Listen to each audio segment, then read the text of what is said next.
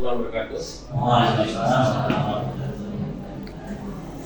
Ya, sama-sama kita hormati Bapak Kepala Sekolah SMK Nurul Hakim, Bapak Winarti SPDMT, Bapak Ibu Guru, Ustaz dan Ustazah yang hadir pada pagi hari ini. Pertama-tama malah kita panjatkan puji syukur kepada Allah Subhanahu wa taala yang telah memberikan kita berbagai macam nikmat, yang dengan nikmat kesempatan, kesehatan, sehingga pada pagi hari ini kita dapat bertemu kembali dalam acara diseminasi budaya positif dan segitiga restitusi program guru penggerak. Jadi saya mengikuti guru penggerak angkatan 10 dari Kabupaten Lombok Barat itu ada 76 orang dan kabupaten yang lain. Kedua kalinya selawat dan salam atas junjungan Nabi besar kita Muhammad. Ini lebih berkahnya acara kita pada pagi hari ini. Mari kita buka dengan sama-sama baca basmalah. Bismillahirrahmanirrahim. Acara kedua sambutan dari Bapak Kepala Sekolah terkait dengan kegiatan waktu dan tempat yang bersilakan. Waktu dan tempat, Pak.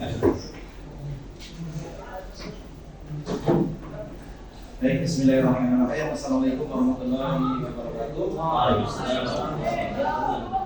Calon guru penggerak yang berasal dari SMK Nurul Hakim, Pusat Zumri Pelajaran Pendidikan yang kami hormati, serta rekan-rekan yang berperhatian pada pagi hari ini untuk mendapatkan penyebar luasan informasi berkaitan dengan budaya positif dan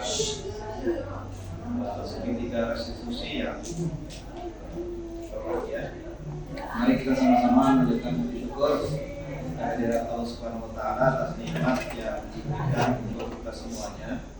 Memberikan kesempatan untuk kita sama-sama belajar, menambah informasi berkaitan dengan tugas-tugas pokok kita sebagai seorang.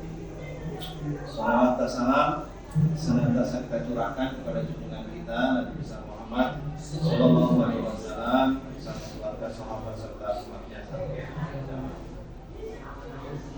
Rekan-rekan semuanya, kegiatan pagi ini judulnya budaya positif dan segitiga restitusi. Sebelumnya kita sama-sama pernah mendengar ya kata-kata itu, dan ada beberapa yang mungkin tidak pernah kita dengar sama sekali. Istilah budaya sepertinya ini sangat sering kita sering kita dengar. Untuk restitusi juga mungkin ya beberapa kali kita mendengarnya, minimal ya pada saat ini. Kami juga sebetulnya selaku kepala sekolah ya, mari untuk mendorong bahwa di SMK Nurul Hakim ini ada budaya positif, ya, ada budaya positif yang mengarah kepada ketetapan budaya-budaya kita sebagai iklim kerja di SMK Nurul Hakim. Walaupun kita tahu bahwa budaya itu sifatnya selalu berkembang, ya, selalu berkembang, dan ini akan kita lalui setiap tahapan pada budaya-budaya perkembangannya itu. Asal muasalnya budaya itu kan tadinya mungkin dari nilai-nilai yang kita anggap sebagai hal-hal yang penting, nilai hal-hal yang berharga, gitu, namanya nilai kan ada value, ada harga, maka kita akan lakukan setiap saat. Misalnya kita datang pagi, misalnya kita membiasakan membaca, misalnya kita membiasakan untuk dekat dengan anak-anak, itu adalah nilai-nilai yang kita pandang sebagai hal yang berharga dari kita. Dengan datang pagi kita merasa senang, dengan datang pagi kita merasa merasa menjadi contoh bagi anak-anak dan sebagainya. Ini semua adalah mengarah ke nilai-nilai yang positif, yang kalau itu kita lakukan secara terus-menerus, maka kemudian kita akan menjadi semacam budaya. Oh, kalau di SMK Plus itu guru-gurunya datangnya pagi-pagi, Oh, kalau guru-guru SMK Plus itu suka membaca. Oh, kalau guru-guru SMK Plus itu ternyata senang mendekati kepada anak-anak yang tidak jauh dari anak-anak. Itu lama-kelamaan akan menjadi budaya. Nah, di sini disebutkan ada budaya positif. Nah, berarti ada budaya negatif. Budaya negatif tentunya adalah budaya yang bisa mengakibatkan kita itu menyebabkan yang tadinya bernilai menjadi tidak bernilai. Secara umum misalnya di Indonesia itu ada orang yang sudah mulai menyebutkan bahwa orang Indonesia itu adalah, atau budaya Indonesia adalah budaya korupsi. Mau dibilang sebetulnya kan seperti itu. Nah, padahal korupsi itu kan hal yang negatif, tapi kemudian dia disebut sebagai budaya. Padahal itu munculnya itu adalah dari nilai-nilai, dari value, dari satu penghargaan kepada sesuatu yang dilakukan secara terus-menerus, kan menjadi jelek jadinya. Atau sebaliknya, kalau kita di sekolah, wah kalau ini SMK Plus budayanya begitu murah misalnya, kan itu juga menjadi hal yang tidak baik. Itu sehingga mari kita nanti dengarkan apa yang akan disampaikan oleh Ustaz Zubri berkaitan dengan budaya positif ini, arah untuk perbaikan tugas pokok kita sebagai seorang. Nah, kemudian ini mengenai segitiga restitusi. Saya mengambil makna dari segi restitusi itu. Kalau kalau segitiganya nantilah mungkin Ustaz Zofri apa saja ini secara teoritis ada. Cuma saya berpikir restitusi, saya hubung-hubungkan kok dengan pada zaman Kurtus Tersel itu, bahwa pemerintah Belanda pada saat dulu menjajah kemudian membuat tanam paksa gitu ya. Tanam paksa ya kan. Kan tadinya Belanda itu diberontak sama Pangeran Diponegoro kan. Akhirnya kas Belanda itu kan kosong. Kas Belanda kosong karena banyak dananya itu tersedot untuk pemenuhan kebutuhan perang dengan Diponegoro. Nah, pemerintah Belanda sampai kekosongan kas, sehingga dia harus berupayakan bagaimana kas itu kembali lagi. Perang selama 5 tahun, perang Diponegoro itu bisa menghabiskan anggaran untuk berapa kali lipat pembiayaan pemerintahnya pada saat itu. Jadi terkuras habis. Nah, dengan terkuras habis, maka pemerintah Belanda kemudian muncul untuk mengembalikan hartanya itu, harta pemerintahan. Dengan cara apa? Dengan cara tanam paksa, menanam kebun, menanam kopi dan sebagainya. Akhirnya hasilnya dibawa lagi ke Belanda. Nah, itu kemudian akhirnya Belanda menjadi kembali ini harta. Nah, ada pemikiran bahwa masa sih kasihan dong itu Indonesia, rakyat Indonesia sudah dikasih tanam paksa, sudah mereka patuh menanam tebu dan sebagainya, menanam kopi dan sebagainya, sengkeh dan sebagainya. Oh, kemudian masyarakatnya masih bodoh. Akhirnya apa? Kemudian muncullah dengan orang-orang Indonesia mulailah dimasukkan ke sekolah, membuat sekolah. Nah, akhirnya disitulah kemudian kita punya punya semacam balas jasa ya. Kalau saya pengertiannya, mohon maaf Ustaz Zofri nanti sesungguhnya ya mengenai restitusi. Cuma saya mengarah ke sana. Jadi semacam ada balas jasa dari pemerintah itu mengembalikan kesalahan dia, mengembalikan satu kebijakan-kebijakan yang menyebabkan masyarakat Belanda itu, masyarakat Indonesia itu menjadi terpuruk. Nah, kemudian dengan cara apa? Dengan cara pendidikan. Maka dari situ ada orang yang mengatakan bahwa ada pesan yang mengatakan bahwa sebetulnya Indonesia dijajah Belanda itu bukan 350 tahun.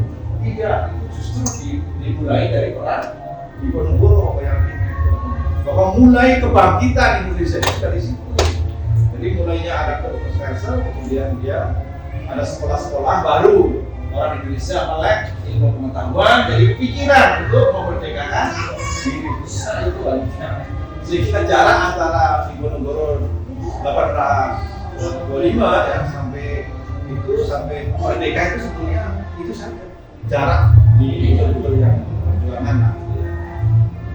Nah kembali, nah restitusi itu menurut kami jadi semacam ada pengembalian atau semacam ada memberikan yang tadinya siswa di dalam ranah pendidikan, yang tadinya siswa berbuat kesalahan, kemudian siswa itu ditarik kembali supaya dia itu mengakui bahwa dia itu salah, kemudian akan dikembalikan ke kita. Kita sebagai seorang guru pasti tidak akan memberikan judgement kepada anak itu bahwa anak itu adalah selalu dia berbuat keliru, berbuat salah. Kalau nanti saya alumni apa namanya sedikit gitu ya. Ustaz Zohri nanti akan memberikan pencerahan berkaitan dengan ini. Cuma pemahaman saya bahwa kita sebagai seorang guru harus mengembalikan ke posisi anak supaya yang dia itu melakukan kesalahan-kesalahan bisa masuk kembali kepada kelasnya yang normal gitu. Terus saya tak tahu. Hampir tidak tahu. Cuma pengertian saya begitu. Jadi yang tadinya anak-anak kan itu ada yang rajin, ada yang malas, ada yang itu. Nah, yang anak-anak yang bermasalah itu dikembalikan ke kelasnya. Kalau bisa bisa ya. Jadi mari kita belajar bersama. Intinya adalah bahwa kembali ke tujuan kita sebagai orang guru bahwa ingin anak-anaknya semuanya berhasil. Jadi tidak hanya kepada anak-anak yang rajin, tidak kepada anak-anak yang yang patuh, yang lurus, yang berprestasi, kepada anak-anak yang berbuat kesalahan pun dia akan dikembalikan kepada kelas yang Bapak Ibu guru bimbing. Barangkali demikian ini saya agak memahami sesuatu itu dari berbagai ini ya. Jadi teorinya mungkin nanti akan disampaikan secara detail oleh Ustaz Zohri bagaimana segitiga restitusi ini berguna untuk kita sebagai orang pendidik menghadapi siswa-siswa dengan karakter yang berbagai macam. Saya kira begitu, durasi waktunya mungkin Ustaz Zohri nanti akan menyampaikan berapa menit, marilah kita ikuti bersama-sama. Mudah-mudahan apa yang kita lakukan hari ini bisa menambah wawasan kepada Bapak Ibu semuanya untuk meningkatkan kinerja Bapak Ibu di dalam melaksanakan tugas sebagai seorang pendidik. Kemudian sambutan dari saya, terima kasih atas perhatiannya. Kurang lebih mohon maaf. Assalamualaikum warahmatullahi wabarakatuh. Waalaikumsalam warahmatullahi wabarakatuh. Baik, terima kasih atas sambutan dari Bapak Kepala Sekolah. Jadi banyak disampaikan terkait dengan kegiatan kita pada hari ini. Baik, untuk memaksimalkan waktu untuk presentasi saya akan mulai. Dimohon Bapak Ibu guru meluangkan waktunya. Inilah tugas saya di Guru Penggerak, ada di modul 1 PD 4. Jadi di Guru Penggerak itu ada 3 modul. Dengan satu modul itu bisa subnya banyak, modul 1 PD 1 sampai 1 PD 4. Kalau sekarang sampai bulan ke-4 mau masuk bulan ke-4 masuk modul 2. Jadi program saya akan selesai di bulan Oktober selama 6 bulan. Kalau dihitung dengan seleksi hampir 11 bulan kegiatan. Baik, jadi tadi banyak sekali yang disampaikan oleh kepala sekolah. Semoga nanti saya bisa memberikan sedikit karena ini masa proses pembelajaran saya juga. Mohon dukungannya, masukannya nanti ketika saya dalam presentasi budaya musik. Baik, saya mulai. Assalamualaikum warahmatullahi wabarakatuh. Jadi pada hari ini terima kasih saya ucapkan kepada Ustazah yang telah hadir pada kegiatan diseminasi budaya positif. Jadi sudah saya tampilkan slide di depan. Judul besarnya diseminasi budaya positif dan segitiga restitusi kalau Guru Penggerak. Jadi kalau dibahasakan diseminasi ini adalah proses sosialisasi lah, penyebaran informasi secara luas ke teman. Jadi saya diberikan petugas minimal 10 orang, lebih juga bagus. Kita masuk ke slide kedua. Jadi saya akan memberikan Bapak Ibu sebuah video bagi explain lah ya. Oh, ini simak video.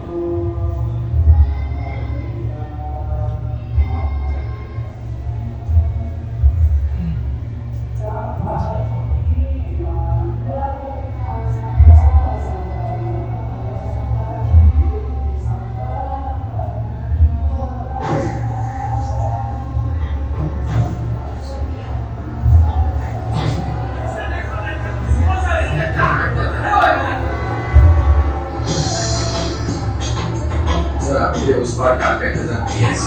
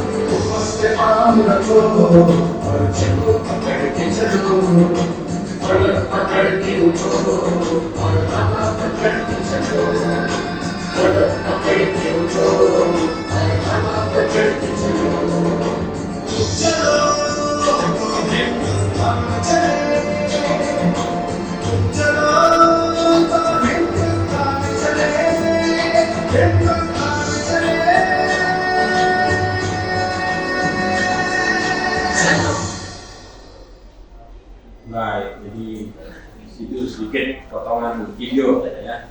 Jadi saya beri kesempatan kepada ibu bapak guru. Mungkin apa yang bisa diambil dari sebuah video tadi.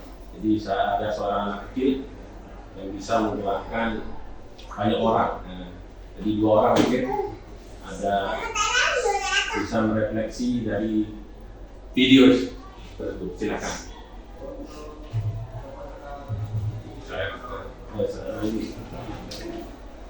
Oke, baik. Sedikit mungkin kita dari bisa merefleksi dari video yang telah ditampilkan itu bahwa semua masalah, semua kita itu memiliki masalah gitu ya. Dan masalah itu bisa teratasi apabila kita mulai bergerak untuk mengatasinya. Apabila kita sendiri memang tidak bisa untuk melakukannya, misalnya fungsinya kelompok, jadi kita masing-masing dari kita memberikan sedikitlah minimal semangat. Jadi nanti dari semangat itu orang yang bekerja juga akan lebih semangat sehingga masalah insya Allah akan bisa teratasi. Artinya dalam penyelesaian masalah kita akan bisa menyelesaikannya apabila kita bergotong royong bersama-sama untuk menyelesaikannya. Walaupun kita memiliki tenaga yang kecil ataupun walaupun kita bukan sebagai stakeholder gitu misalkan di satu lembaga pendidikan, tetapi yang penting kita ada kemauan dulu. Mungkin itu dari saya. Terima kasih. Kita beri tepuk tangan Ustaz Medi dulu. Ustaz Roni silakan. Terima kasih. Dari video yang ditampilkan tadi, saya melihat mengambil sebuah pelajaran gitu. Sebuah gerakan kecil itu bisa menggerakkan kekuatan besar. Gitu. Dari hanya gerakan anak kecil yang tidak mungkin memindahkan kayu yang besar itu, akhirnya gerakan kecil itu sebagai pemicu bagi gerakan-gerakan yang lain untuk menggerakkan kayu dan akhirnya semua orang bisa mengangkat kayu itu. Gitu. Jadi setiap apapun itu masalah kita harus dimulai, harus diselesaikan dengan cara apapun itu. Gitu. Langkah pertama itu sangat menentukan dalam setiap kegiatan kita. Minimal ada niat gitu. Baik. Baik, terima kasih. Kita beri aplaus untuk Ustaz Roni dan Ustaz Medi. ada yang ketinggalan dari semuanya. Tadi kata kunci Satroni menyebut bahwa semuanya dalam video itu dilihat lagi, kalau dilihat tidak semuanya. Artinya pada saat polisi dia kan tertidur. Artinya pada setiap permasalahan selalu saja ada orang yang masa bodoh. Maka orang yang selalu masa bodoh itu jangan diabaikan saja. Maaf, jadi ada polisi yang ketinggalan itu. Di setiap masalah apapun itu selalu ada. Di sekolah, di kelas, di kampung itu ada yang seperti itu. Maka kita sebagai seorang pembaharu itu sudah yang itu di anjing mendorong itu. Bila berlalu itu seperti itu pasti selalu ada. Dan bahkan ada yang malah kalau itu syukur itu karena diam saja tidak bereaksi apa-apa. Tapi ada yang itu apa namanya mengganggu malah itu sebagai B. Baik, terima kasih keempat dari Bapak semua. Jadi dari video itu kita bisa mengambil gambaran ya. Tidak mesti orang besar yang bisa menggerakkan suatu kelompok. Anak kecil pun bisa ya. Yang penting tadi dari niat yang diutamakan ya. Baik, video kedua karena ini masa-masa kita banyak sekali tugas wali kelas, guru lagi di sini nilai ya, saya lagi berikan sebuah video ya mungkin bisa menenangkan, inspirasi ya.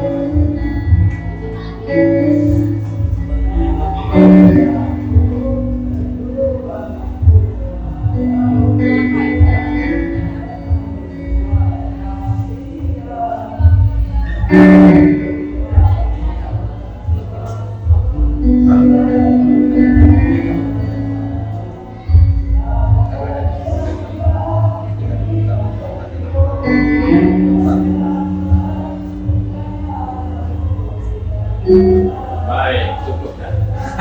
Dan sama aja di sini kan. Baik, jadi dari video itu mungkin ada gambaran ya, apa yang bisa digambarkan. Jadi kita lihat video tadi satu orang mungkin. Kan begitu yang beda. Yang sedang jatuh cinta, silakan. Saya Ustaz Zuri. Ya, silakan. Jatuh cinta. Sedang jatuh cinta. Memang alam itu memberikan sebuah energi yang positif dan Ustaz Zuri. Makanya alam itu kan banyak, seperti hewan, bahkan air dan sebagainya. Jadi banyak orang menunjukkan ketenangan, kesejukan itu kembali ke alam. Sebagai contoh, ini kan ada yang suka tanaman, maka dia membawa alam itu ya, membawa tanaman ke rumahnya ya. Ada yang suka tumbuh-tumbuhan ya, ada yang suka hewan, dia bawa hewan itu dibuat sebuah miniatur hutan. Nah, itu salah satu cara menemukan sebuah ketenangan dan bahagia. Jadi dengan kembali ke alam itu adalah kita temukan ketenangan di tengah-tengah kesibukan dunia yang tidak biasa, betul ya? Nah, itu kayaknya aksesori ya. Nah, sama dengan aksesori ketika pergi berborak senang sekali kan? Nah, itu salah satu cara refleksi jiwa, menemukan sebuah ketenangan. Baik, jadi terima kasih Dr. Irfan. Kita beri tepuk tangan Dr. Irfan. Ya, jadi yang garis bawahi tadi ketenangan, refleksi, ketenangan jiwa katanya Ustaz Irfan, jadi benar ya. Namanya kita manusia dengan begitu banyak kegiatan, kadang butuh namanya rekreasi, hiburan. Sama dengan siswa kita, kalau seandainya di waktu-waktu penat memang agak sulit mengajak mereka, ya. Jadi itu bisa dikaitkan. Baik, kita lanjut ke slide selanjutnya. Baik, jadi di slide ini ditunjukkan tujuan pembelajaran menurut KHD di Hajar Dewantara. Ya. Tujuan pendidikan adalah menuntun segala kodrat yang ada pada anak-anak agar mereka dapat mencapai keselamatan dan kebahagiaan yang setinggi-tingginya, baik sebagai manusia maupun sebagai anggota masyarakat. Jadi oleh sebab itu, pendidik hanya dapat menuntun sesuai kodrat alam dan kodrat zaman. Pernah mendengar kata-kata kodrat alam dan kodrat zaman dulu Bapak dulu? Belum pernah. Baru pertama. Atau pernah mendengar di mana? Ya. Jadi inilah yang ada pada diri siswa, kodrat alam dan kodrat zaman. Tugas kita sebagai guru itu adalah menuntun. Jadi kalau kodrat alam itu memang tumbuh langsung dari diri siswa, seperti sikap dan lain-lain. Terus kalau kodrat zaman itu identik dengan perkembangan zaman.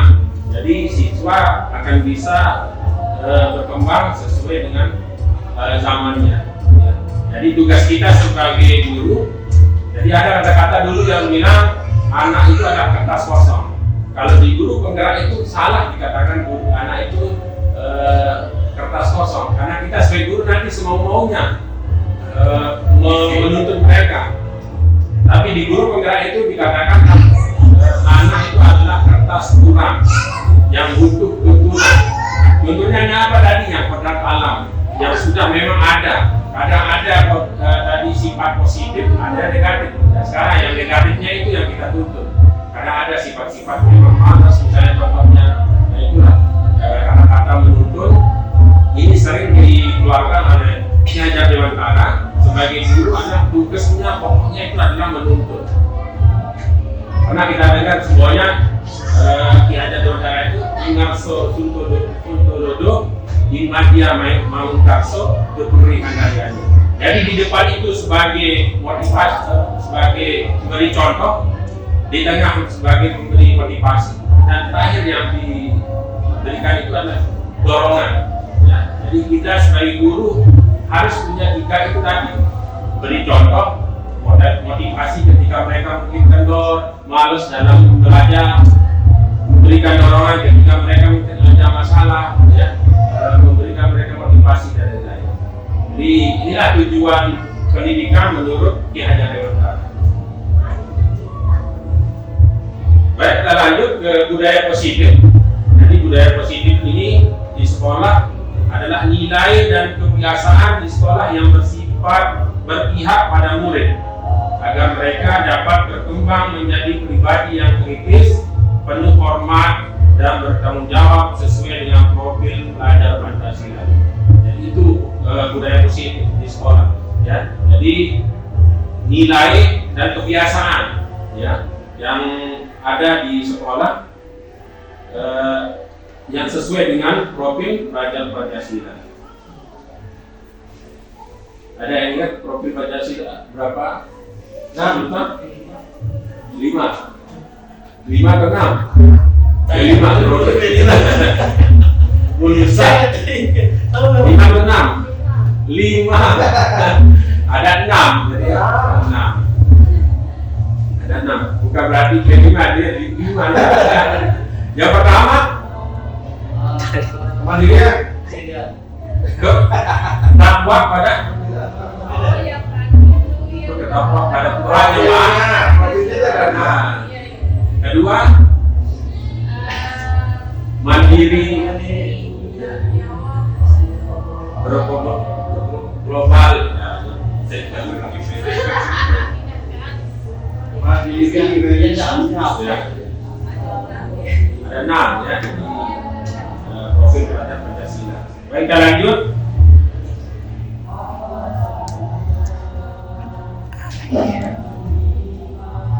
Konsep utama budaya positif, ya. Jadi ini ada 7 konsep budaya positif. Kita bahas yang pertama, perubahan paradigma, ya.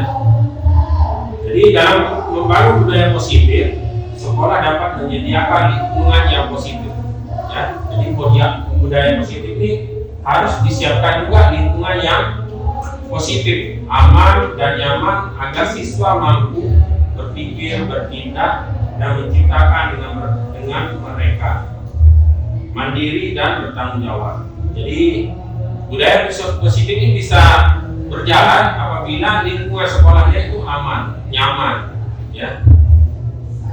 Disiplin sangat berkaitan dengan kontrol guru terhadap siswa, ya. Jadi disiplin itu sangat berkaitan dengan kontrol guru. Kalau gurunya, mohon maaf, mungkin kalau saya dulu sebelum mengikuti program guru penggerak ini memang sangat berbeda jauh dari program atau materi yang ada di guru penggerak. Jadi di guru penggerak itu sama sekali tidak boleh ada kata-kata negatif yang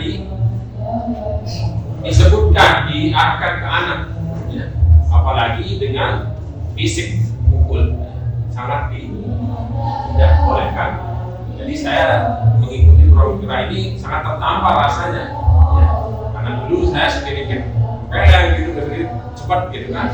Jadi itu sangat beresiko karena akan dampaknya lama. Nanti ada di slide selanjutnya. Baik, ini ada ilustrasi, ya. Saya misalnya ada Anda dan teman akan melakukan kegiatan cobalah buka. Anda adalah A, tugas Anda adalah mengepal salah satu tangan Anda. Coba Anda bayangkan bahwa Anda menyimpan sesuatu yang sangat berharga di dalam kepalan tangan Anda. Anda perlu menjaga benda tersebut sekuat tenaga karena begitu pentingnya untuk kehidupan Anda. Tugas B, rekan Anda, adalah mencoba dengan segala cara untuk membuka kepalan tangan Anda. Teman Anda B boleh membujuk, menghardik, mengintimidasi, memarahi, menggoda, menggelitik, bahkan menawari Anda uang agar Anda bersedia membuka kepalan Anda. Coba kita bayangkan, kita kepal sesuatu, itu hal yang sangat berharga bagi kita. Datang mungkin teman, posisi kita gimana di sana? Mempertahankan atau memberikan? Mempertahankan, ya. Jadi apalagi hal yang sangat berharga, ya. Walaupun dibujuk dengan macam-macam mungkin, tapi ada bahasa mengintimidasi, memarahi, apalagi sampai disogok, ya. Tapi kita sebagai ini sangat menghargai apa yang di dalam itu, maka kita akan mempertahankan. Perubahan paradigma belajar, perubahan paradigma teori kontrol. Jadi ini teori kontrol yang ada di guru penggerak, ya. Yang pertama, ilusi guru mengontrol murid. Yang kedua, ilusi bahwa semua penguatan positif dan efektif dan bermanfaat. Ketiga, ilusi bahwa kritik dan membuat orang merasa bersalah dapat menguatkan karakter. Keempat, ilusi bahwa orang dewasa memiliki hak untuk memaksa. Jadi ada bahasa-bahasa yang memang sering kadang kita, yang nomor 4, contohnya ilusi bahwa kita seorang dewasa bisa mengontrol dan memaksa hak orang, ya. Contohnya kita ke murid misalnya. Baik, yang kedua, disiplin positif. Ya, apa makna disiplin? Ada yang tahu kira-kira? Makna disiplin? Melakukan sesuatu sesuai dengan prosedur dan aturan yang berlaku. Terima kasih saudara ya. Kita lanjut. Nah, makna disiplin berasal dari bahasa Latin disiplina yang artinya belajar. Ya. Makna asal kata itu berkonotasi dengan disiplin diri dari murid-murid ini dari Socrates dan Plato. Ya. Disiplin diri membuat orang menggali potensi menuju sebuah tujuan apa yang dia hargai. Selanjutnya, namun dalam budaya kita makna disiplin telah berubah menjadi sesuatu yang dilakukan seseorang pada orang lain untuk mendapatkan kepatuhan. Kecenderungan umum adalah mengubah kata disiplin dengan ketidaknyamanan, bukan dengan apa yang kita hargai atau capai suatu tujuan mulia. Disiplin adalah kemampuan memerintah diri sendiri dalam mengontrol dan menguasai diri untuk memilih tindakan yang mengacu pada nilai-nilai yang kita hargai dengan penuh tanggung jawab, tanpa terperintah orang lain. Nilai-nilai yang kita hargai adalah nilai kebajikan. Ya. Yang ketiga, kebutuhan dasar manusia. Ya. Jadi ada 5 kebutuhan dasar manusia. Kalau kita kaitkan kepada murid, inilah kebutuhan murid. Ya, kebutuhan setiap orang berbeda-beda. Kita harus memahami pandangan orang lain tentang dunia. Setiap orang memiliki gambaran yang berbeda-beda. Jadi ini 5 kebutuhan dasar manusia. Yang pertama, bertahan hidup. Bagaimana seorang murid itu akan bertahan dengan idealisme mereka masing-masing. Yang kedua itu kasih sayang. Jadi murid ini butuh kasih sayang dan rasa diterima. Kadang ini sering kita akan temukan anak-anak yang merasa tidak diberi kasih sayang atau tidak diterima di suatu kelompok akan merasa minder. Kalau kebutuhan ini tidak dipenuhi, maka itu dampaknya tadi, ya, merasa minder lah. Yang kedua, kebebasan. Nah, kebebasan itu bukan berarti kita akan leluasa memberikan mereka kebebasan, tapi dikontrol, ya, dituntun gitu. Terus yang selanjutnya kesenangan. Jadi murid itu butuh kesenangan, ya. Jadi nggak bisa murid itu dalam kondisi tidak senang, kita ajak belajar misalnya,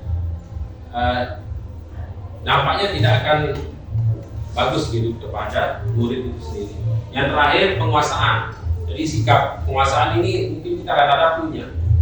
Penguasaan di diri sendiri atau di kelompok, di sekolah dan lain-lain, mungkin di keluarga itu ingin merasa ada penguasaan, ya. Jadi itu sudah memang kebutuhan dasar manusia yang 5 ini, ya. Yang pertama tadi bertahan hidup, terus kasih sayang dan rasa terima, kebebasan, kesenangan dan penguasaan. Sampai sini ada pertanyaan? Tidak, kita lanjutkan. Baik, jadi ada kasus ini, kasus contoh kasus ini. Jadi Ibu Ati, guru kelas berapa ini? Kelas 2, kelas 11 ya, di SMA Harapan, sedang bingung menghadapi ulah salah satu murid di kelas bernama Arya. Beberapa siswa telah datang dan mengeluh tindakan Arya yang sering meminta bekal teman-temannya dengan paksa. Jika Anda menghadapi situasi seperti ini, Ibu Dewi, jika Anda menghadapi situasi seperti Ibu Ati, ini salah ketiga, apa yang akan Anda lakukan? Menurut Anda kira-kira apa alasan Arya melakukan hal tersebut? Ini salah tulis ini, ya. Bisa ada gambaran yang Ibu Bisma kira-kira misalnya tidak sebagai Ibu Adi menemukan siswa yang setiap hari meminta bekal teman-temannya, misalnya mempalak dan lain-lain. Posisi dia sebagai guru gimana? Pertama mungkin menanyakan diri dulu si Arya ini, terus menanyakan alasannya kenapa dia suka memalak jajan temannya atau bekal temannya. Setelah itu mungkin setelah tahu permasalahannya memberikan solusi sehingga dia tidak mengulangi lagi perbuatannya. Terima kasih. Tepuk tangan untuk Munisba. Ada lagi? Satu. Kalau saya balik. Baliknya itu maksudnya seperti tadi Bu Ispa, tapi saya balik, kemungkinan kan ada masalah. Nah sehingga teman-temannya itu diajak ngumpul, kemudian nggak usah sampai diminta, kasih aja dia gitu. Ya, terus satu. Ini dalam, tapi urutannya seperti tadi, pasti ada sesuatu yang dia masalah, sehingga akan menjadi endorfin kita itu akan naik. Kalau teman-temannya dipaksa, itu pasti akan memunculkan rasa kebencian dan sebagainya. Tapi kalau teman-teman diajak ngomong, kemudian ayo kita bantu, malah mereka akan dengan senang hati membantu. Nah itu endorfin akan naik, jadinya rasa terhadap si anak itu juga tidak ada rasa yang beda. Baik. Ada lagi? Terima kasih Kepala Sekolah telah berikan tanggapan. Saya Sultan mungkin kira-kira ide yang guru banyak muda dalam musim. Kalau saya dulu waktu muda itu memang agak mingas gitu ya. Nah sekarang antum misalnya menemukan ya Ali misalnya posisi ini ya. Iya, sebenarnya awalnya memang kita harus tanya dulu. Kita harus tahu permasalahannya itu apa gitu.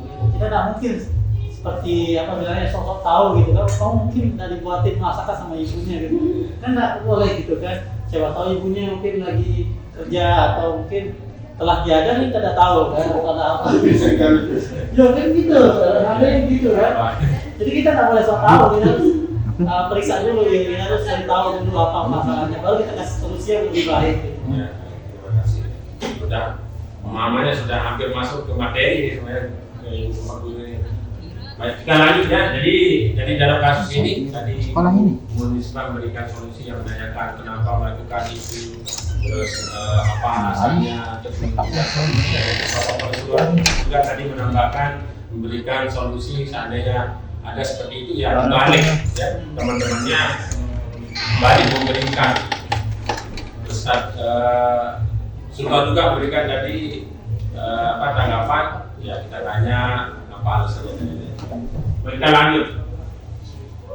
Dalam konteks penerapan disiplin positif, Ibu Adi akan mencari tahu alasan Arya melakukan tindakan tersebut. Tadi benar tadi ya.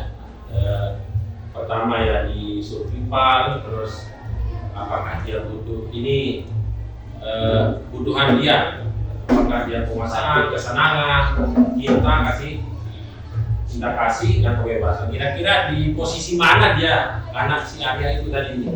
Apakah di penguasaan, kesenangan? Dia butuh apa kira-kira Arya ini? Ya tergantung alasannya sih. Tergantung alasan. Iya. Kalau seandainya memang karena kesenangan kan beda cerita. Ya, Kalau saya melihatnya terkait dengan ini, kalau saya kita harus tidak bisa menjelaskan secara langsung atau bertanya secara langsung ke anak-anaknya seperti tadi. Kalau saya secara pribadi inginnya kita survei dulu anaknya, lihat dulu gitu, kita amati anaknya. Tindakannya itu seperti yang disampaikan di sini, apakah dia memang ini kebiasaannya dia, ataukah ini niatnya untuk mengganggu temannya, ataukah ini karena dia memang kekurangan dan sebagainya. Gitu. Jadi kita analisa dulu kelakuan seperti itu terjadi gara-gara si Arya ini anaknya kayak gimana gitu, baru kita mungkin melakukan tindakan berikutnya gitu. Jadi nanti di slide selanjutnya akan masuk ke itu juga dari baik lagi ya, terima kasih atas tanggapannya Ibu Bapak Guru. Yang keempat kita masuk ke materi selanjutnya. Yang keempat, semua perilaku memiliki tujuan. Jadi artinya mungkin pasti ada tujuannya ya. Yang teori motivasi perilaku manusia. Jadi si Arya itu kan belum tahu kita ini ya, apakah itu motivasi eksternal atau motivasi internal ya.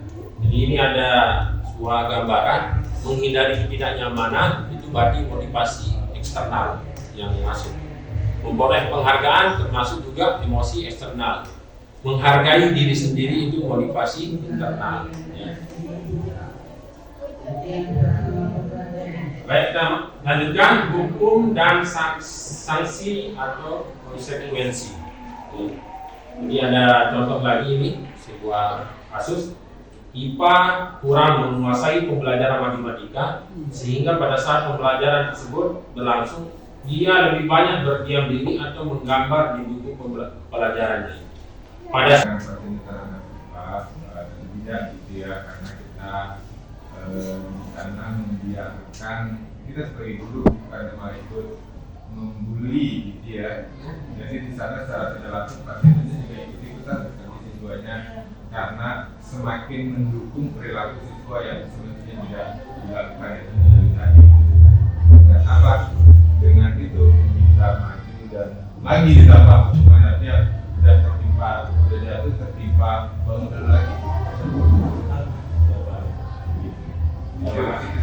Terima kasih. Jadi sebenarnya tadi digambarkan dalam ilustrasi kasus ini, jadi pasien ini kayak senang juga melihat kesengsaraan dari muridnya. Ya, semoga kita sebagai guru tidak seperti itu. Jadi sadar juga jawaban pertanyaannya, menurut Anda tindakan Pak Seno terhadap itu ada sebuah hukuman atau konsekuensi utama? Itu sebenarnya bukan sebuah hukuman, tapi ya tindakan tadi, tindakan peningkatan pembulian. Ya, jadi sebenarnya tidak layak untuk dihukum, gitu ya, namanya juga anak ya seperti tadi, seperti badan yang kemarin itu anak itu kan ada yang kayak tadi kertas buram, ya mungkin saja kita itu salah, dia itu bukan bakatnya di situ, tidak bisa kita menyalahkan, mungkin dia gagap di dalam berbicara, tapi di pembelajaran sendiri dia bagus. Itu sih. Tambahan. Tentang itu. Kalau kreatif sedikit. Terutama Kreatif kan. Saya juga ngomong terbalik-balik gitu. Jadi kondisi guru sama kondisi siswa itu kan memang tidak connect ya. Kalau yang ini ya, kalau yang ini kan si guru matematika kemudian IPA-nya itu tidak suka matematika kan begitu. Itu langsung di pertanyaan ditujukan ke IPA ya, sehingga IPA terhukum atau ditujukan kepada orang lain. banyak ke IPA langsung. Ke IPA langsung gitu kan. Di situ memang guru itu kan kadang seperti itu ya, kepada anak yang sedang tidak mood, sedang tidak memperhatikan, justru ketahuan sama guru ini. Akan cepat ketahuan sama guru. Nah, akhirnya kemudian memberikanlah ke guru itu untuk pembelajaran baginya. Nah, mengenai pembelajaran itu menurut forum itu bagus apa enggak? Inti dari Pak Guru Suseno itu ingin memberikan pelajaran kepada IPA itu untuk memperhatikan. Itu lah. Maka kembali lagi. Artinya tidak sebagai guru yang lempeng gitu. Oh, kalau itu kan keliru. Itu justru guru akan kebanyakan begitu pada saat menghadapi siswa yang tidak memperhatikan. Hanya saja di situ kemudian ada Pak Seno memberikan suruh maju ya, karena efek dari itu, dari tidak memperhatikan, sehingga itu termasuk ya hukuman yang mengandung konsekuensi karena dia tidak memperhatikan. Kalau menurut kita sebagai seorang Islam, kan justru pada saat apapun guru atau siapapun yang sedang berbicara, kan harusnya dia memperhatikan, tapi dia malah melakukan hal yang lain. Misalnya kalau itu ya, misalnya kalau kita zaman sekarang tidak nyoret-nyoret buku, tapi bukan yang lain, misalnya, bisa saja seperti itu jawabannya. Sehingga menurut saya jawabannya kan tidak ada yang benar dan tidak ada yang salah menurut calon guru penggerak yang menurut saya ini satu media. Sehingga kita kreatif Pak sedikit memberikan pemahaman mungkin yang memberikan narasi terhadap pertanyaan itu yang lebih mendekati barangkali situasi pada saat itu. Karena Pak Seno yakin dan nanti akan dilakukan bahwa itu tidak akan diperhatikan, itu yang ditanya terlebih dahulu. Kalau memang benar dia itu pasti akan kaget.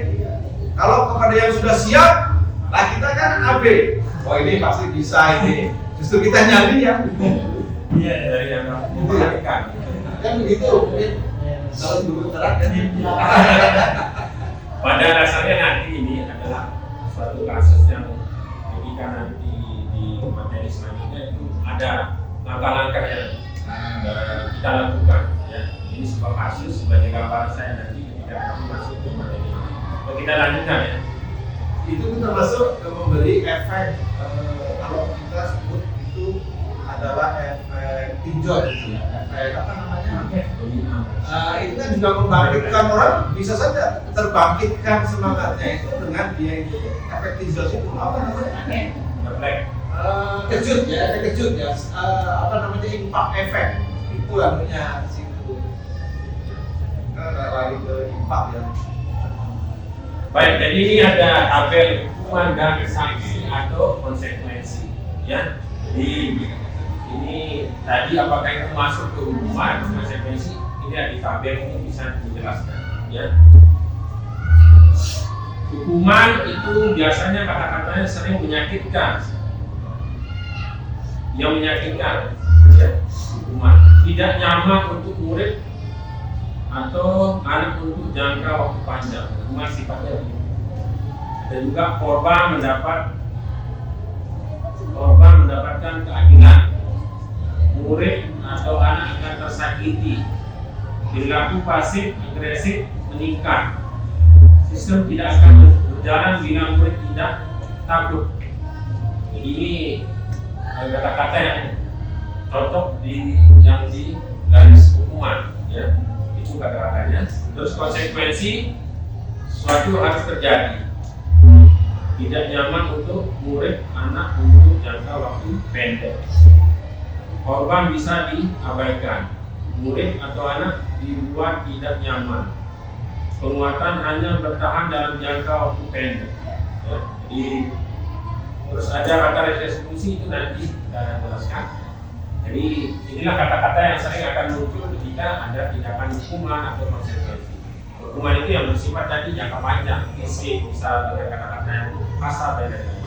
Konsekuensi ya itu tadi ada juga kata-kata yang sering. Kita lanjut. Mari kita berlatih. Ya, jadi dari mungkin semoga tadi saya dalam penyampaian bisa memahami. Ini ada latihan. Nah, apakah ini termasuk hukuman atau konsekuensi? Kita mulai dari Ustaz Irawan. Lari mengelilingi lapangan basket 2 kali karena terlambat hadir di sekolah itu hukuman atau konsekuensi?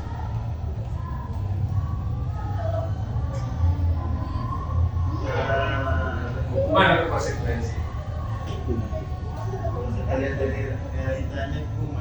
Hukuman.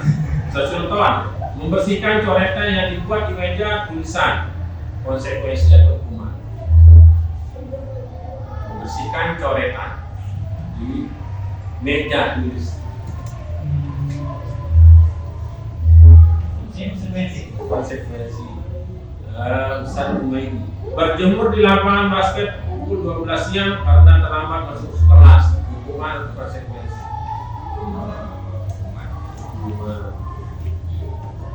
Bu Mega berdiri di depan kelas dengan mengangkat satu kaki karena tidak mengerjakan tugas. Hukuman. Mengganti kertas tugas teman yang telah dicoret-coret. Konsekuensi. Baik kita lihat jawabannya Serawan, Sesudah, Sesudah. Iya. Oke. Ya, jadi lari mengelilingi lapangan basket 2 kali karena terlambat adalah hukuman. Ya. Terus membersihkan coretan di dibuat di meja adalah konsekuensi. Berjemur di lapangan basket adalah hukuman. Berdiri di depan kelas dengan mengangkat satu kaki karena tidak mengerjakan tugas adalah hukuman. Ini mengganti kertas tugas teman yang dicoret itu adalah konsekuensi. Ya. Jadi kalau konsekuensi sifatnya tidak terlalu panjang sifatnya, panjang efeknya. Kalau lari misalnya, ya 2 kali di lapangan itu jangka panjang bisa berefek, apalagi di kotak misalnya. Ya, sempat saya diskusi kemarin sama instruktur, ini saya punya tata tertib di pondok. Ya. Ini hukumannya semua ini, bukan konsekuensi, ada konsekuensi tapi kebanyakan hukuman. Karena dampaknya panjang. Sampai bingung juga karena ini sudah punya lembaga yayasan ditangani oleh yang punya yayasan. Kita sebagai orang di bawah ini harus melaksanakan seperti itu. Gimana pendapatnya Yusuf? Perlu saya baca bukunya katanya itu. Jadi ya ada juga masukan-masukan yang diberikan oleh ya. Kalau itu memudahkan konsekuensi sama hukuman. Hukuman itu adalah sesuatu yang sudah disepakati secara bersama-sama. Dan orang yang melakukan kesalahan itu masuk ke dalam situ, sehingga dia akan terikat oleh satu aturan yang disediakan dalam hukuman. Nah, kalau konsekuensi atas dia sendiri yang melakukan kesalahan, sehingga dia harus ada konsekuensi untuk istilahnya dia mengetahui kalau salah, mengetahui kalau dia itu melakukan pelanggaran. Nah, dia konsekuensinya adalah memberikan tadi itu memberikan barang, menghapus kembali karena atas kesalahan dia secara. Tapi kalau yang hukuman dia itu sudah menjadi kesepakatan bersama di situ menjadi bersama. Kita lanjut ya. Baik, yang kelima, restitusi posisi kontrol guru. Teori motivasi perilaku manusia. Ini sama tadi dengan yang tadi. Yang kelima, restitusi posisi kontrol guru. Yang pertama, penghukum. Ya. Yang kedua, pembuat merasa bersalah. Ketiga, teman. Keempat, masuk 5 menit. Yang ada sebelumnya restitusi itu apa sebetulnya? Ada yang Oh itu malah nanti soalnya dibalik gitu. ya.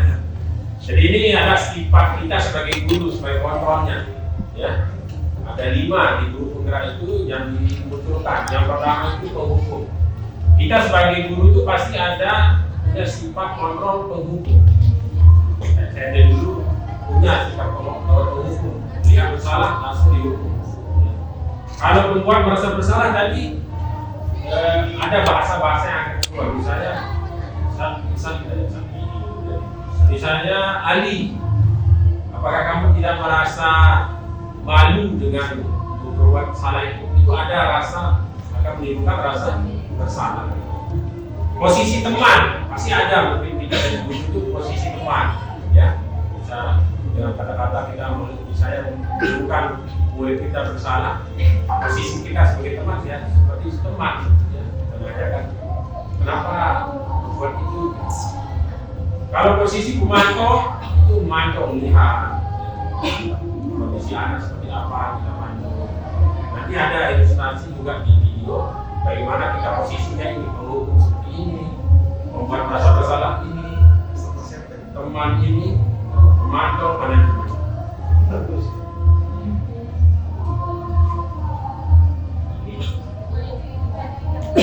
Baik, ini posisi kontrol guru. Penghukum, ya. Di sini ada penghukum. Yang negatif, perilaku kontrol negatif. Ini ada 2 masuk kategori penghukum dan pembuat orang merasa bersalah. Ini ada kata-katanya: menghardik, menunjuk, menyakiti, menyindir.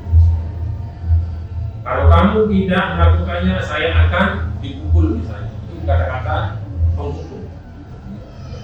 Hasilnya pemberontakan, ya, pendendaman, menyalahkan orang lain.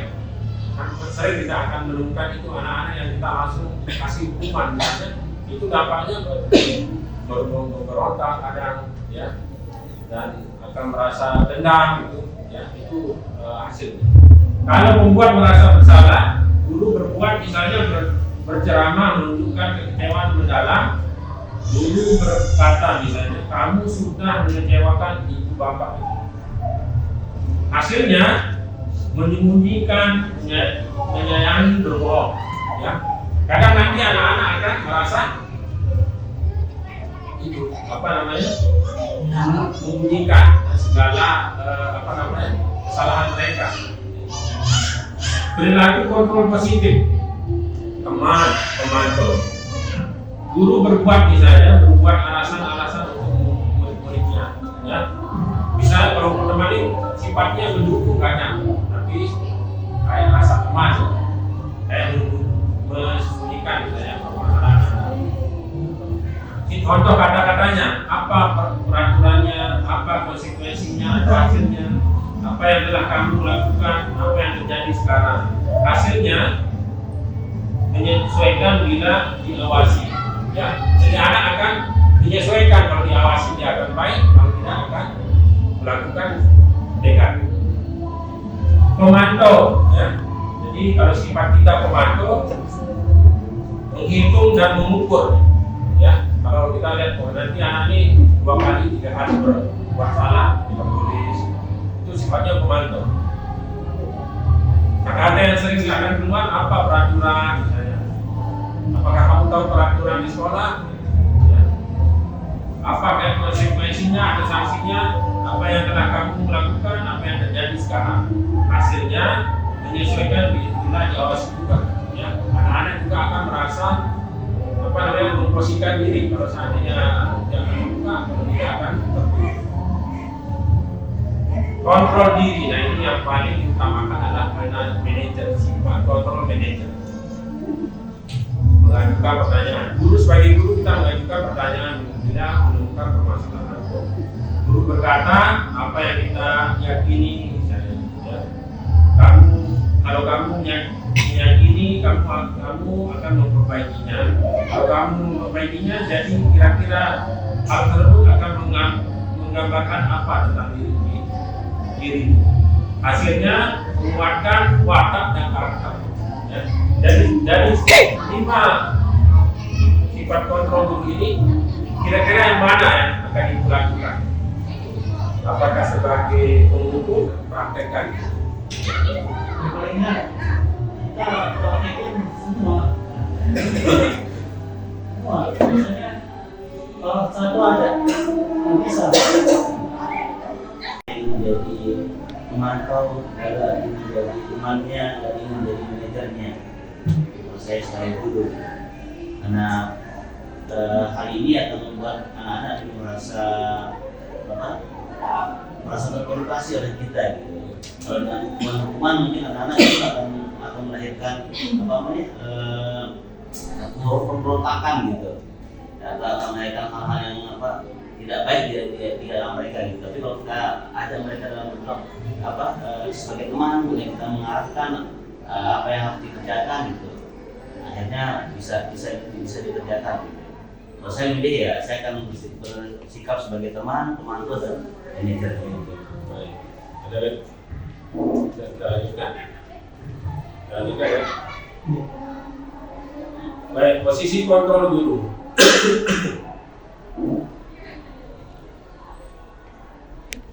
Saya kecewa sekali dengan kamu. Ini pertanyaan yang akan sering muncul, ya.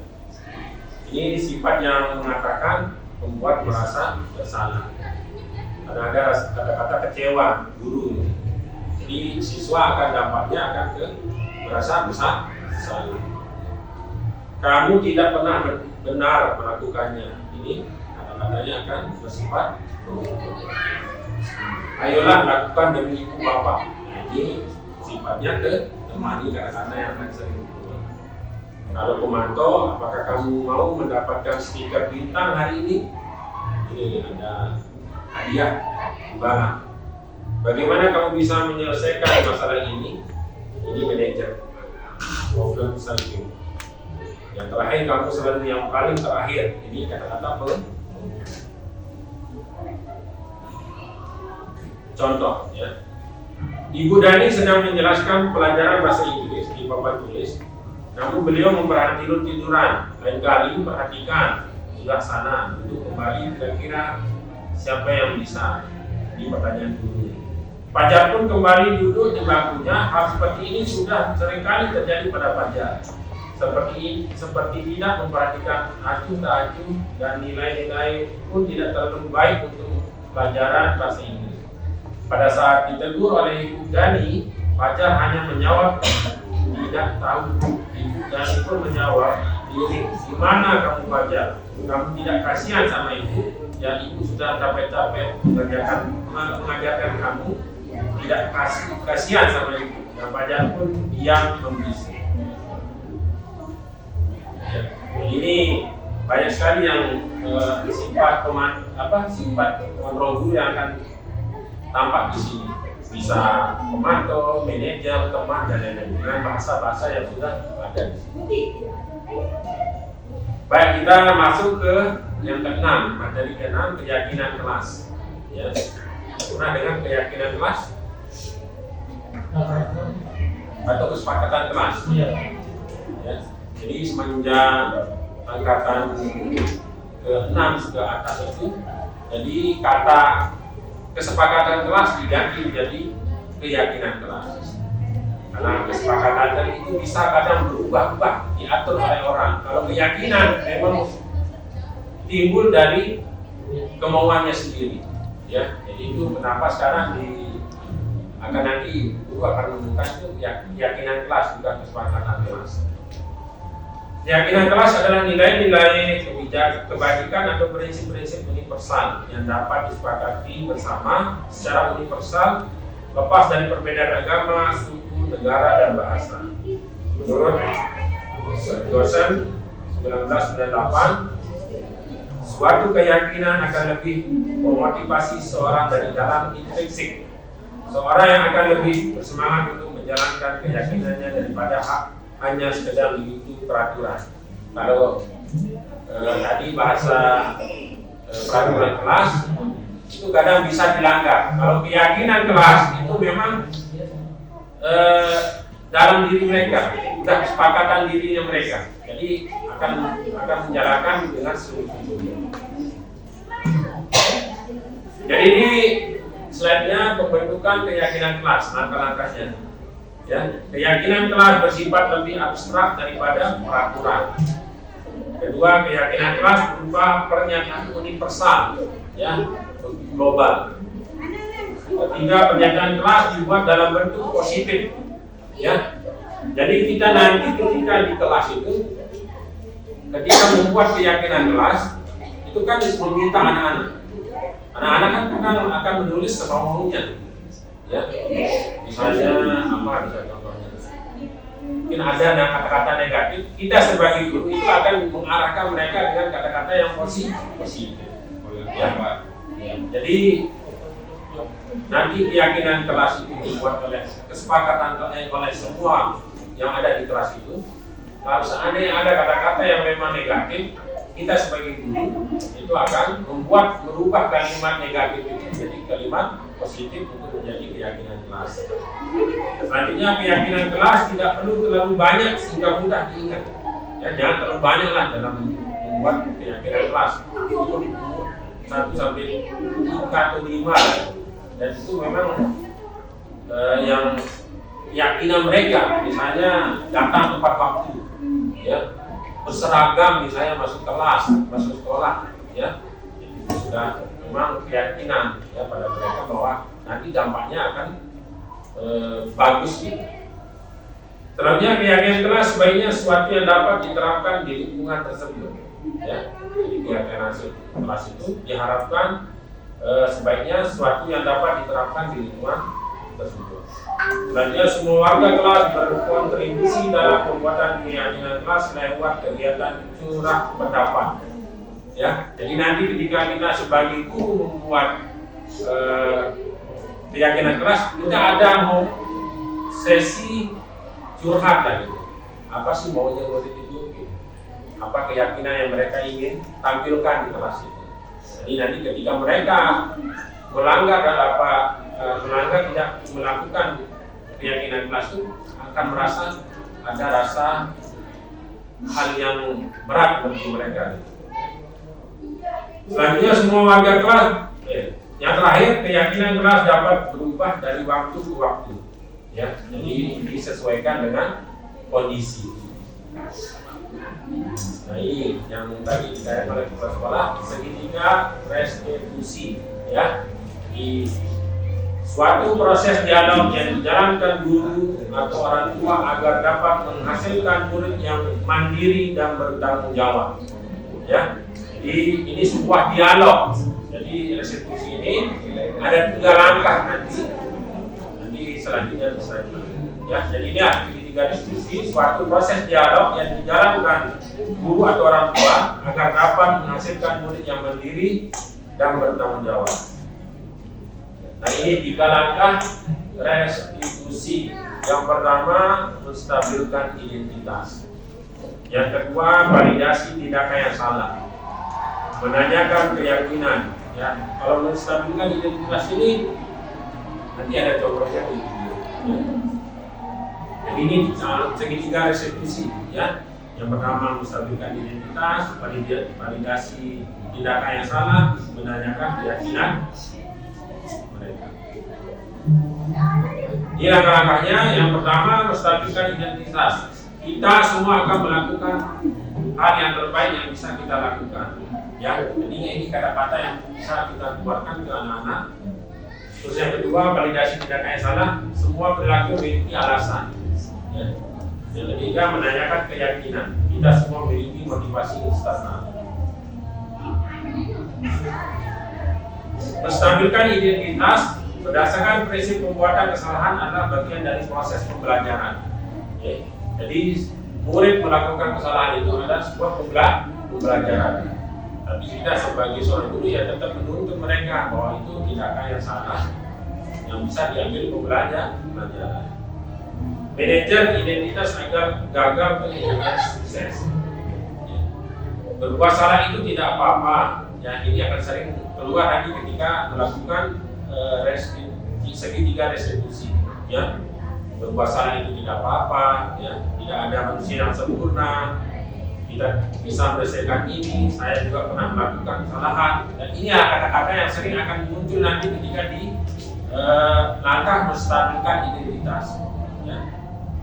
Langkah selanjutnya, validasi tindakan yang salah. Berdasarkan prinsip setiap perilaku upaya memenuhi kebutuhan tertentu. Guru akan bergeser dari pemikiran stimulus respon menjadi proaktif. Ketiga, menggali dan mengakui kebutuhan murid akan memperbaiki hubungan dengan murid. Ya, kata-kata yang nanti akan muncul di sini, kamu pasti punya alasan kenapa melakukan hal tersebut. Ya, jadi gitu Ibu Misbah tadi langkahnya. Ya. Tadi menstabilkan, menenangkan. Ya. Selanjutnya validasi tindakan yang salah. Itu kata-kata yang saya akan muncul nanti, kamu pasti punya alasan kenapa melakukan hal tersebut. Yang terakhir, menanyakan keyakinan. Ini murid akan diberi pertanyaan-pertanyaan bermakna untuk memunculkan motivasi intrinsik. Selanjutnya mampu mengaitkan keyakinan dengan tindakan yang salah. Hal-hal yang akan sering muncul, apakah kamu masih ingat keyakinan kelas, kita kaitkan. Misalnya di dalam kelas ada murid yang berbuat salah, mencontek misalnya. Ya, kita menanyakan keyakinan, misalnya di belakang hari kita sudah membuat keyakinan misalnya tidak boleh melihat tugas teman, ya. Kita gali lagi ya keyakinan mereka biar merasa ada rasa. Terus selanjutnya keyakinan kelas apa yang telah kamu langgar. Kita tanya lagi ke anak-anak keyakinan apa yang mereka langgar. Nah, bagus ini di pembina bisa buat keyakinan di asrama misalnya di kamar. Ya. Jadi setiap melanggar ya, kita tanya lagi. Terus yang ketiga, apakah ada ide untuk memperbaiki kesalahan yang tersebut? Ya, jadi kita gali lagi untuk membalas lagi itu, untuk memperbaiki itu. Apakah ada hal ide yang mereka akan lakukan? Yang terakhir, bagaimana kita menyelesaikan masalah? Misalnya, tidaknya kamu punya ide lah, atau solusi untuk menyelesaikan masalah.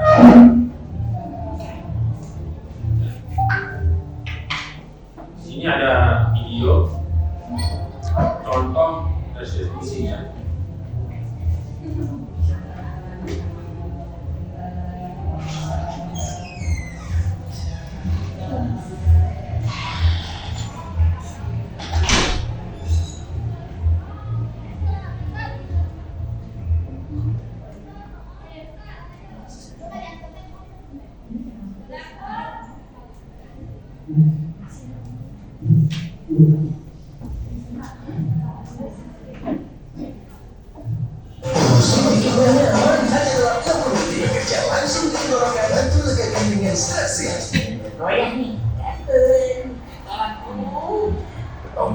Gak bener semuanya, paling bener pakai Head and Shoulders.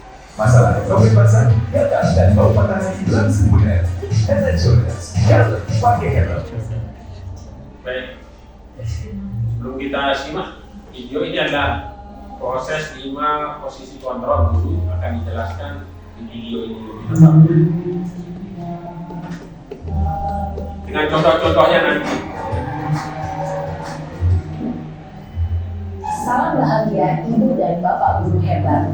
Dalam penerapan disiplin positif restitusi, salah satu program yang dikembangkan adalah 5 posisi kontrol. 5 posisi kontrol dalam restitusi adalah proses perjalanan seorang pendidik agar dapat mengenali dirinya. Pada video kali ini, kita akan membahas tentang 5 posisi kontrol yang dikembangkan oleh Dayan dosen dan contoh penerapannya.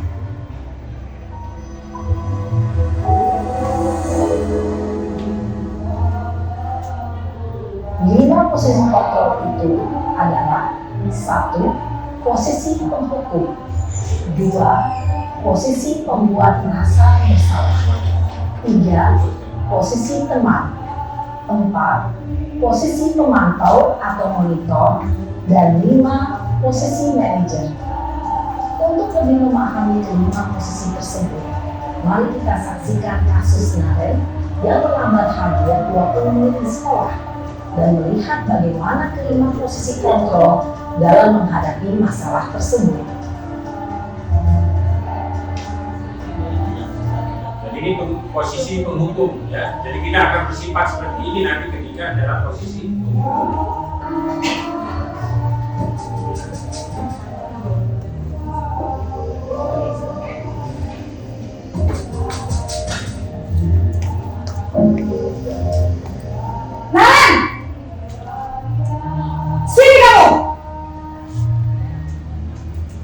Selamat pagi, Bu. Selalu terlambat. Kamu deh, pasti terlambat. Maaf, Bu. Saya... Apa? Apa coba? Alasan kamu apa lagi? Kapan sih kamu tidak terlambat? Malas sekali ya kamu jadi anak. Saya... Dasar pemalas. Gak kapok-kapok sih kamu. Sudah berapa kali terlambat? Sana, kamu keliling lapangan basket 2 kali. Kenapa saya harus keliling lapangan basket, Bu? Kenapa? Kamu ngelawan ibu? Berani-beraninya jawab. Sudah terlambat, masih berani jawab pula. Sekarang, keliling lapangan basket 5 kali sekalian. Biar kapok. Cepat. Pergi sana ke lapangan basket. Posisi penghukum biasanya berbicara dengan nada tinggi, menghardik, menunjuk-nunjuk, menyakiti, dan menyindir. Hukuman bisa berupa fisik maupun psikis. Ibu dan Bapak guru hebat, dampak yang terjadi pada murid ketika guru berada pada posisi penghukum adalah murid cenderung akan memberontak, bahkan menyimpan dendam.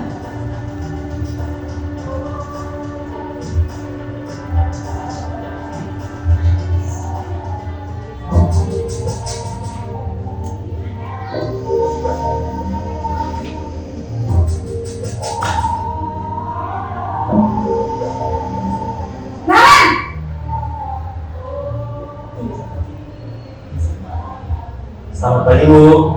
Naren, kamu kenapa terlambat lagi?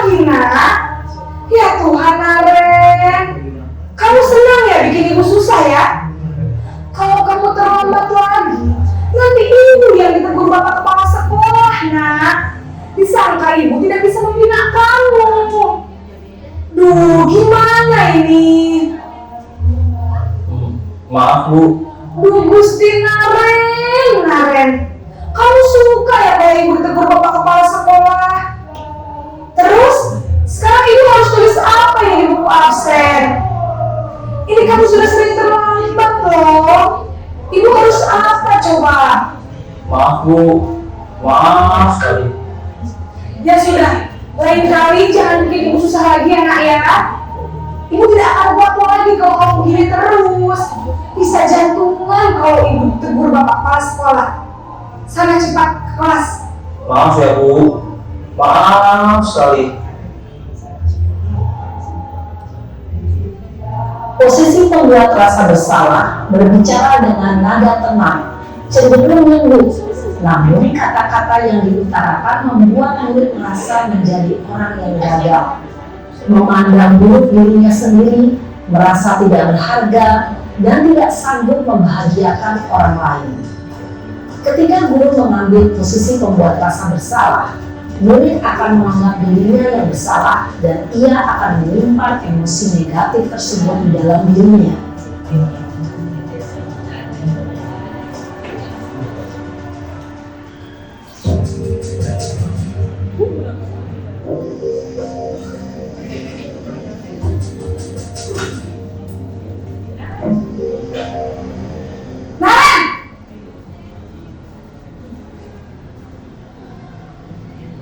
Selamat pagi Bu.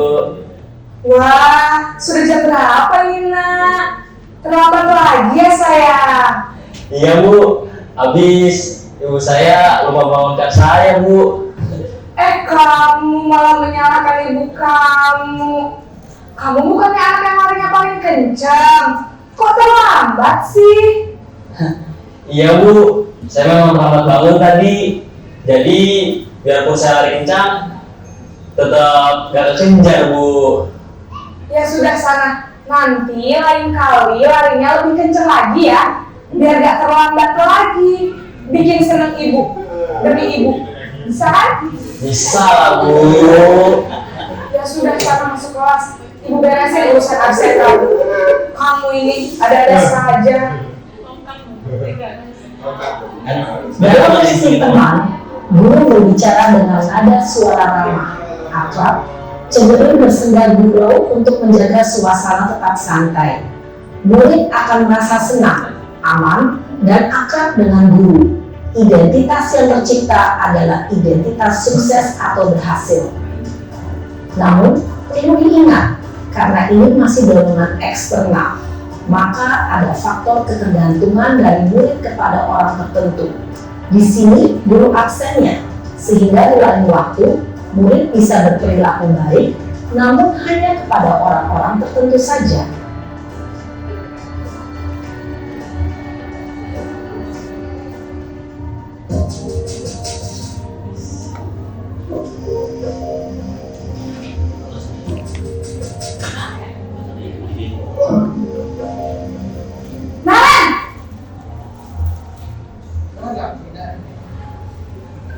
Selamat pagi Bu. Naren, apa peraturan sekolah kita tentang jam berapa kita harus masuk sekolah, nak?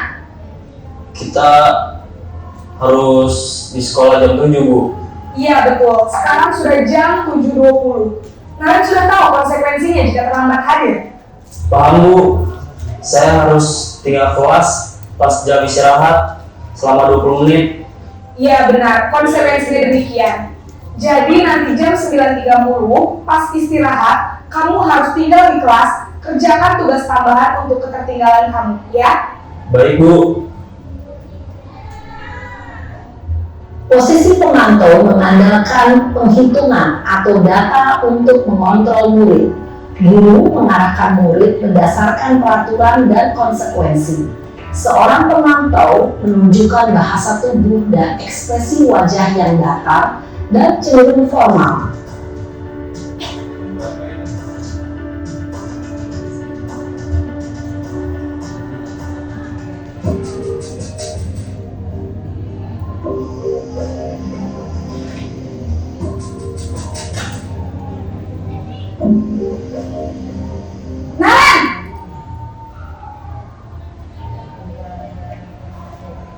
Selamat pagi Bu. Selamat pagi Naren. Maaf Bu, saya terlambat. Iya, sekolah masuknya jam 7, sekarang sudah jam 7.20. Jadi sekarang bagaimana ini Naren?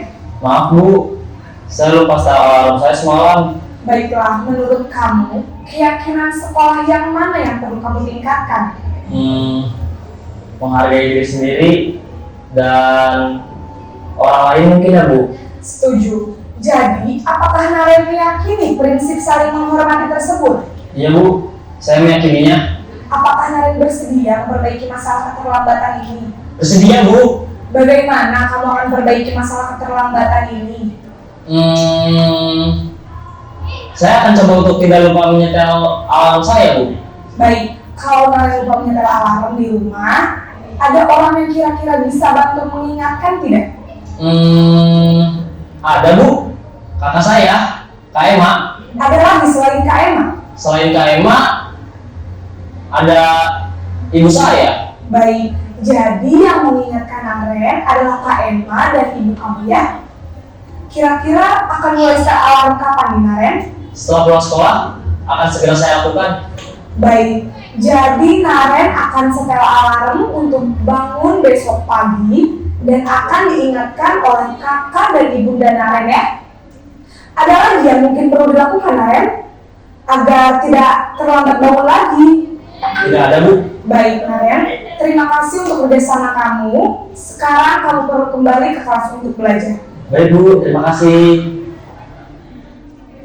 Posisi manajer adalah posisi kontrol yang disarankan untuk membimbing murid memiliki sikap disiplin yang positif, yaitu murid yang mandiri, bertanggung jawab, dan dapat memecahkan masalah. Tujuan dari posisi ini adalah agar murid dapat berefleksi atas tindakannya. Guru akan dengan tulus memberikan pertanyaan-pertanyaan bermakna, sehingga membuat murid dapat belajar dari kesalahannya dan mencari sebuah solusi untuk menyelesaikannya. Ibu dan Bapak guru hebat, setelah mengamati adegan kelima posisi kontrol tadi, kira-kira posisi mana yang paling ideal? Posisi mana yang dapat menunjang motivasi prinsip murid? Ya, tentu posisi manajer. Posisi ini memang posisi ideal yang ingin dituju setiap pendidik. Pada posisi inilah, guru dapat menerapkan disiplin positif yang berpihak pada murid dan memerdekakan murid. Perjalanan seorang pendidik tentunya tidak mudah untuk sampai pada posisi seorang manajer. Nah, tujuan kita pasti, yaitu menciptakan murid-murid yang mandiri, merdeka, dan bertanggung jawab. Baik, jadi itu ya. Saya minta dari setelah menyimak dari 5 posisi kontrol guru, di mana lah posisi Bapak Guru sekarang? Silakan ditulis, ditempel di kertas 2. Silakan. Tulis nomor saja. Posisi 1, 2, Ya, 3. apakah di buku memberi salah teman pemantau atau Di luar posisi. Di luar posisi? Yang bukan Bu.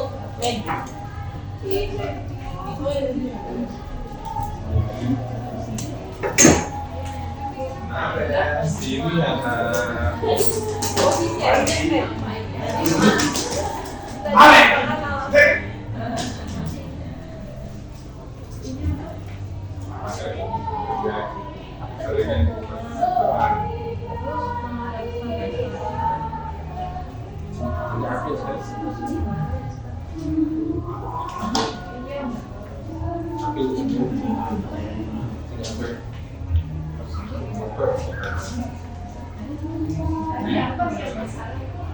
Ya,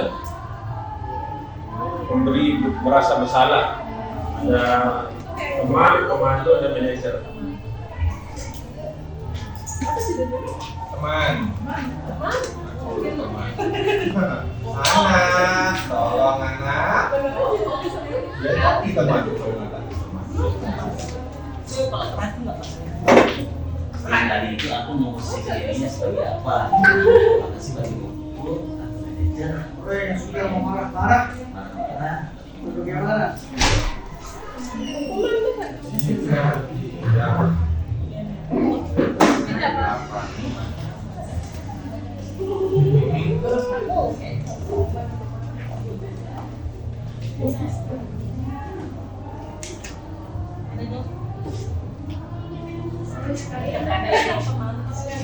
Atau kan berbicara.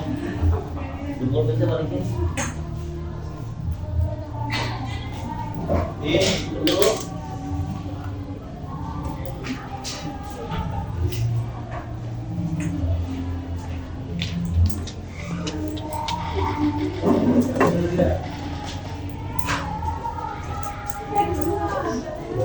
Jika tidak Bukan dong. Belum dong. rapot apa itu? Restitusi.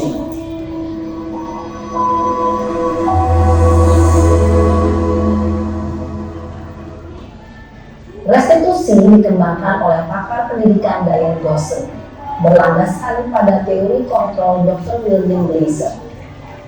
Segitiga restitusi adalah suatu proses dialog yang dijalankan oleh guru atau orang tua agar dapat menghasilkan murid yang mandiri dan bertanggung jawab. Pada saat guru di posisi manajer, aspek yang dikembangkan pada murid adalah motivasi intrinsik, sehingga penanaman nilai-nilai kebajikan dapat tumbuh dan berkembang menjadi suatu kebiasaan positif yang akhirnya membentuk karakter murid. Proses dialog ini terdiri dari 3 langkah yang digambarkan pada ketiga sisi pada segitiga restitusi. Sisi pertama adalah menstabilkan identitas. Sisi yang kedua adalah validasi tindakan yang salah. Dan sisi yang ketiga adalah menanyakan keyakinan. Ibu dan bapak guru, berikut ini akan ditunjukkan bagaimana seorang guru berada dalam posisi manajer menggunakan penerapan segitiga restitusi.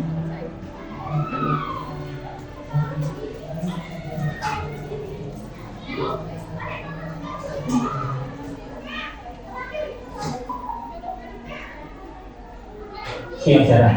Siang Pak. Sudah lama nggak ketemu Sarah? Kenapa hari ini ada di sini? Kesel Pak, kesel banget. Masa aku dikatain tukang fitnah Pak? Ya aku marah Pak. Aku udah dikatain Eka di depan kelas. Kesel banget. Oh begitu. Ya pasti kamu marah dan kesal. Bapak juga akan marah apabila ada yang menuduh Bapak seperti itu. Kemudian pada saat itu kamu mau melakukan apa? Ya saya harus ngatain Eka lah Pak. Kesel banget. Saya bentak-bentak dia di depan teman-teman lain. Oh begitu. Pasti kamu melakukan seperti itu karena suatu alasan tertentu kan? Iya Pak, maksud saya diam saja Pak. Ya saya bela diri lah. Maksud saya dituduh tukang fitnah. Ya wajar lah. Mempertahankan harga diri itu sesuatu yang penting buat kamu. Untung kamu tidak bertindak lebih gegabah lagi, hanya membentak-bentak. Iya Pak. Untung saya masih bersabar dan hanya membentak saja. Udah gemes Pak ya Pak. Saya pasti bela diri lah. Ya pasti ya.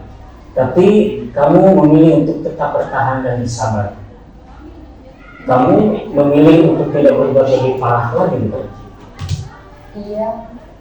Nah, sekarang coba kita lihat lagi tindakan kamu yang bentak-bentak Eka di kelas. Tindakan kamu itu kira-kira sesuai dengan keyakinan kelas atau prinsip kamu tidak? Enggak lah Pak. Capek Pak jadi pemarah. Jadi keyakinan atau prinsip mana yang kurang sesuai dengan keinginan kamu? Ya, saya sebenarnya sangat menghargai orang lain. Mungkin saat itu saya menjadi emosi, jadi tidak menunjukkan sikap itu. Kamu meyakini tidak? Menghargai orang lain itu penting buat kamu. Yakin lah Pak. Iya, setuju. Kita harus saling menghargai. Namun, ada juga keyakinan yang kita sepakati yang perlu kita jalankan apabila kita sedang marah, bukan? Ya, saya bisa lebih proaktif, mulai dengan diri sendiri. Saya bisa jadi lebih sabar, mengambil waktu jeda untuk berpikir mau apa selanjutnya. Kira-kira kamu bersedia memperbaiki masalah ini tidak? Bersedia Pak. Kalau kamu memperbaiki masalah ini, kamu akan menjadi orang seperti apa? Saya akan menjadi orang yang bertanggung jawab kali ya Pak. Dan senantiasa proaktif. Iya, menurut kamu bagaimana rasanya menjadi orang seperti itu?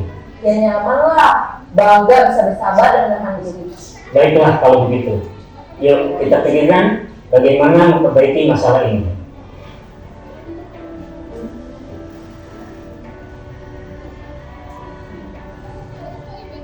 Ibu dan Bapak guru hebat, baru saja kita menyaksikan contoh bagaimana seorang guru berada dalam posisi manajer menggunakan penerapan segitiga restitusi. Mari kita bahas satu persatu. Pada sisi pertama, menstabilkan identitas berdasarkan pada prinsip bahwa membuat kesalahan adalah bagian dari proses pembelajaran. Sisi pertama dari segitiga ini berperan menggeser identitas murid dari identitas gagal ke identitas sukses. Murid yang sedang bertingkah laku yang tidak pantas atau menarik diri saat itu sedang mengalami identitas gagal. Bila kita memilikinya, maka posisinya tidak akan berubah. Kita bisa mengajukan pernyataan-pernyataan ini. 1. Membuat kesalahan sesuatu yang wajar. 2. Manusia tidak ada yang sempurna. 3. Kita bisa memperbaiki masalah ini. 4. Saya tidak menanyakan kesalahannya. Saya lebih fokus bagaimana memperbaiki masalah ini. 5. Apakah saat ini kamu telah menjadi orang yang baik untuk dirimu sendiri? Pada sisi kedua, validasi tindakan yang salah berlandaskan pada prinsip bahwa setiap perilaku berupaya memenuhi suatu kebutuhan tertentu. Guru yang telah memahami teori kontrol akan bergeser dari pemikiran stimulus respons menjadi proaktif dan mencoba untuk mengenali tujuan dari perilaku murid. Mengenali dan mengakui kebutuhan murid ini dapat memperbaiki hubungan dengan murid tersebut. Pernyataan atau pertanyaan bisa disampaikan dengan nada suara tidak menghakimi atau memojokkan, sehingga dapat mengembalikan murid pada posisi positif. 1. Kamu bisa saja bertindak lebih gegabah lagi dari ini. 2. Kamu bukan melakukannya tanpa suatu alasan tertentu. 3.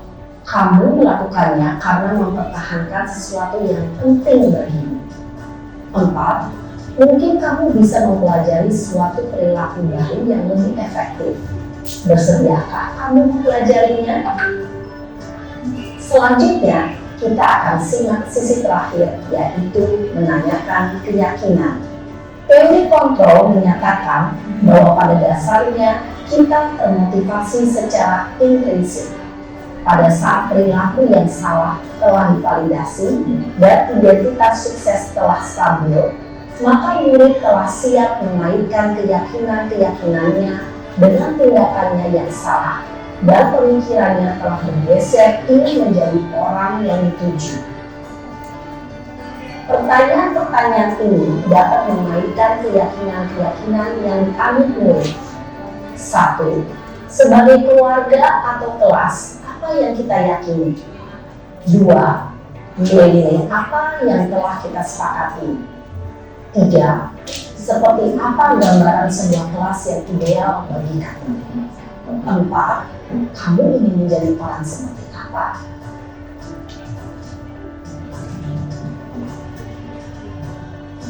Dalam menerapkan segitiga restitusi, perlu diperhatikan beberapa hal, yaitu 1.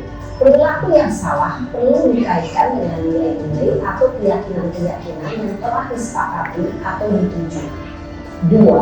Kesediaan orang yang melakukan kesalahan untuk memperbaiki masalah.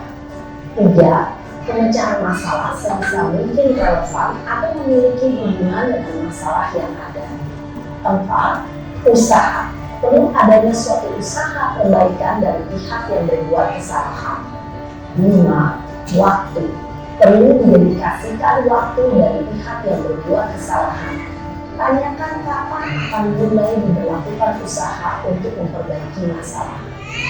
Dengan memahami struktur penerapan segitiga restitusi, diharapkan guru dapat menerapkan posisinya sebagai manajer dengan mengajukan pertanyaan-pertanyaan bermakna yang dapat membuat murid menjadi lebih percaya diri, bertanggung jawab, dan mandiri. Nah, ibu bapak guru perlu tidaknya mengikuti ketiga tahapan dalam segitiga restitusi bergantung pada ringan beratnya suatu permasalahan. Misalnya, bila permasalahan tersebut ringan, maka tidak perlu dijalankan secara berurutan. Bahkan bisa semudah menanyakan apa keyakinan yang kita sepakati.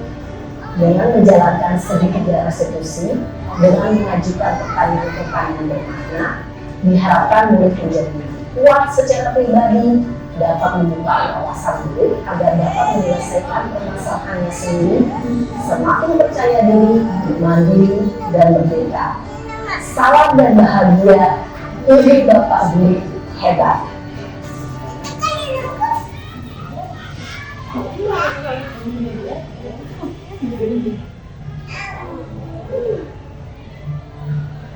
Baik, terima kasih.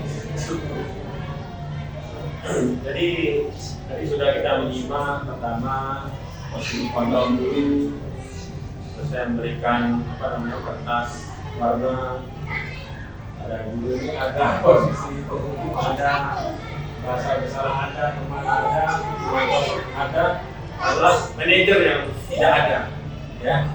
Jadi setelah kita menyimak video ini, kita di penggerak disarankan sudah punya kontrol manager, ya, dengan alasan tadi kalau seandainya membuat penghukuman dampaknya seperti apa tadi sudah ada.